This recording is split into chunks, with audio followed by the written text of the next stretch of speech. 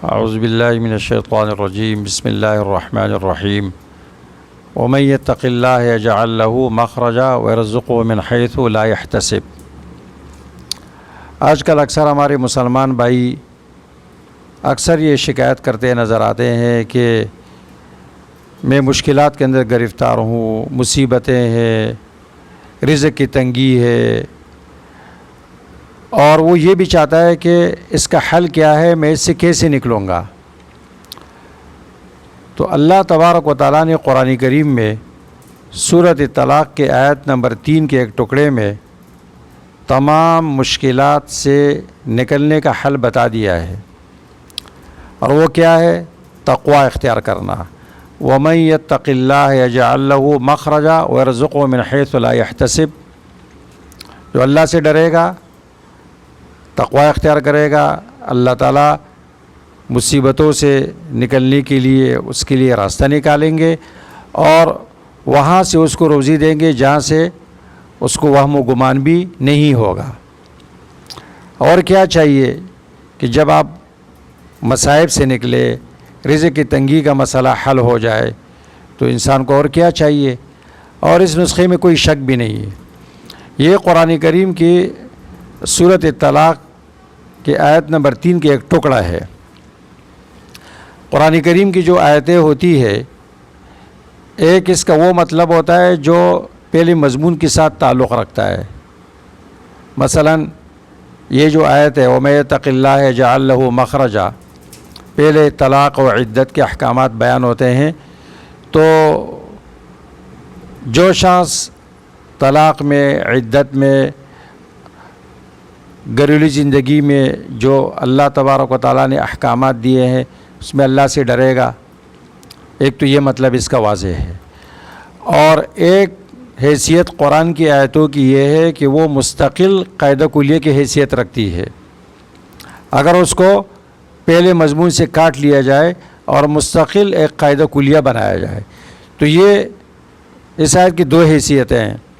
ایک پہلے احکامات میں جو اللہ سے ڈرا، جو طلاق، عدت وغیرہ ذالک، اور ایک مطلقاً ایک شخص نے تقوی اختیار کیا، وہ اللہ سے ڈرا۔ تقوی کا پہلا مرتبہ کیا ہے؟ انسان شرک نہیں کرے گا۔ وَأَلْزَمَهُمْ كَلِمَةَ التَّقْوَى وَكَانُوا أَحَقَّ بِهَا وَأَهْلَهَا۔ مشرک متقی نہیں ہو سکتا ہے، اس کے بعد وہ گناہوں کو چھوڑے گا۔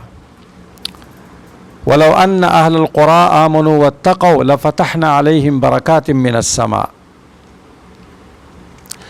یہاں تقوی کے وہ تمام فضائل میں نہیں گنوں گا جس سے قرآن کریم بھرا ہوا ہے، اور اس کے کتنے فضائل ہیں، کتنے وعدے ہیں اللہ تعالیٰ کے۔ یہاں مصائب سے نکلنا اور رزق کی تنگی کا مسئلہ اس کو اللہ تعالیٰ نے تقوی کے ساتھ جوڑ دیا ہے۔